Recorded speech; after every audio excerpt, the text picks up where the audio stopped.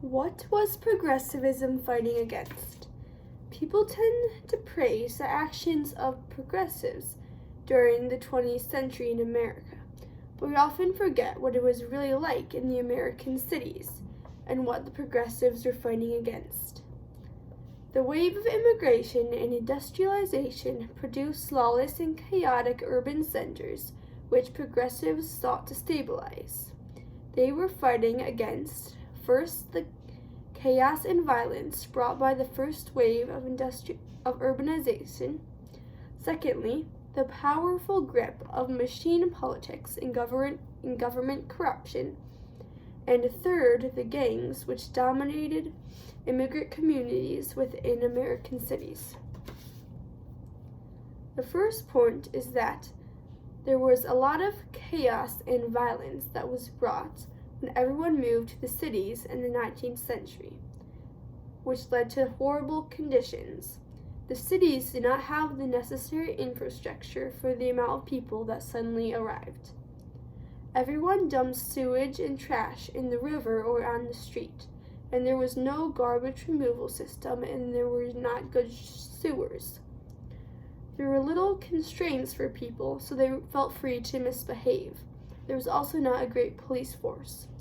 In small communities and towns, everyone knew who each other was, and everyone could see you and report you, so you would be consequenced for bad actions. But in the cities, no one knew who you were, so people felt free to misbehave. One of these people who took advantage was a criminal that went by H. Holmes. He made money by scamming people. Now, the worst thing that he did was to build an apartment complex called the World's Fair Hotel, which obviously was during the World's Fair, which he rented to young women. He made a lot of money doing this and got really rich. So when he was building the hotel, he hired and fired many different construction companies so that no one saw the whole project.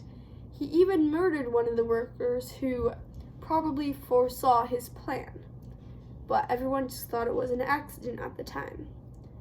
This house had a strange design. There were mazes, sliding walls that blocked doors. There were gas lines that didn't go anywhere, and there were secret hallways. There were trap doors so that Holmes could sneak into the rooms and spy on his renters. There was an alarm system so he could track them too. There were also giant garbage chutes. And the Chicago Tribune says, quote, "Oh, what a queer house it was. In all America, there was none other like it," unquote. So if you haven't guessed, Holmes made this hotel to murder people. And the giant garbage chutes were to throw down the dead bodies to the basement. So he would hang them or gas them or whatever. And he would burn some of the bodies and lie and sell the skeletons to schools for their biology classes. He would also burn all the evidence in a super hot oven. Eventually, he got found out, though, because of the evidence was in his basement. He got hanged, and now that his hotel is called the Murder Castle. Okay, the second point is that progressives were fighting against machine politics and corruption in the government. So there was a lot of chaos and lawlessness in politicians. They would rise to power, and they would help people in return for support. They would especially do this for immigrant groups. So as soon as the immigrants arrived, they would give them housing and employment in return for support. So now the immigrants would be indebted to them, and they would be expected to vote for this party. And if not, it would not be good for them. They'd get them back. One power group was Tammany Hall, and it was originally a social group. It was in New York City. The most powerful leader was called Boss Tweed. He gained power as a scamming firefighter, and he would get money back then by he would go up to the burning house and he would make them pay them in order to put out the fire. So Tammany Hall was organized to protect and exploit the Irish immigrants. Alex Palmer said, quote, "Boss Tweed and his associates are thought to have stolen somewhere between 30 million and 200 million from New York City," unquote. So they did this by getting people elected, and then whoever was elected would vote for a spending bill. And this spending bill would take money from the taxpayers. And it would be way over budgeted. Like, there would be so much money, or under budgeted, whatever. It would be so expensive. One example was the New York County Courthouse. The bill was for $250,000, which was very, way too much money. And all the workers who would work on the courthouse were the Irish immigrants, and the money would be expected to go back to Tammany Hall. For instance, one plasterer was paid around $1 million a day in today's money, but all that money would go back to Tammany Hall, so they would get richer. So that's how Tammany Hall got all the money. The third thing that progressives are fighting against were the gangs that dominated immigrant communities in many American cities. Many lived in poverty, so they joined gangs for protection and security. The gangs were based on ethnicity,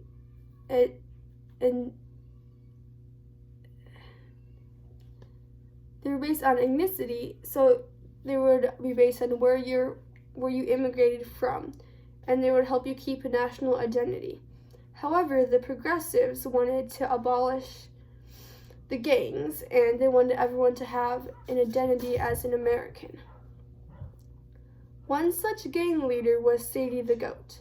But before she was a gang leader, she was a robber. And she was a beautiful young lady who would walk around the city, and she had her two henchmen, and she would catch the eye of a man. And then the henchman would sneak up behind the man. And then she would headbutt them, and they were so surprised that the henchman grabbed him.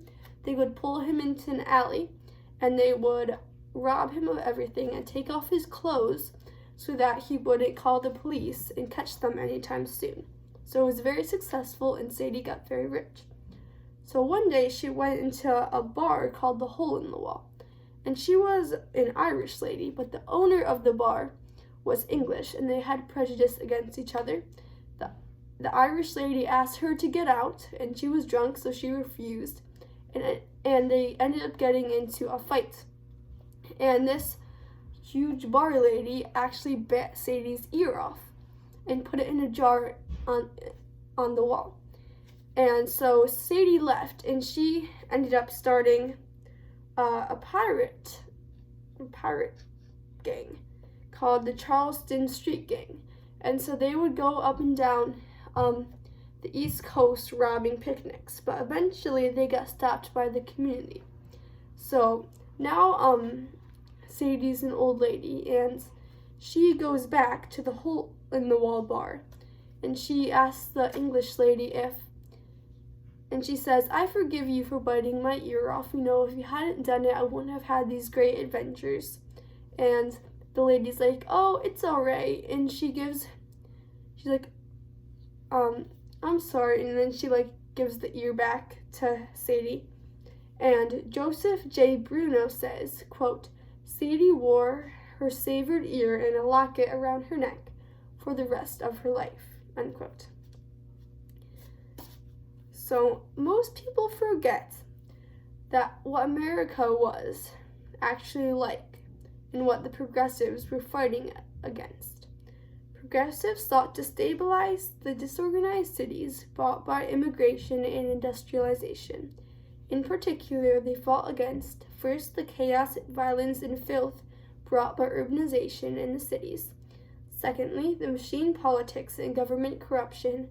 And thirdly, the gangs that dominated immigrant communities within cities. Thank you.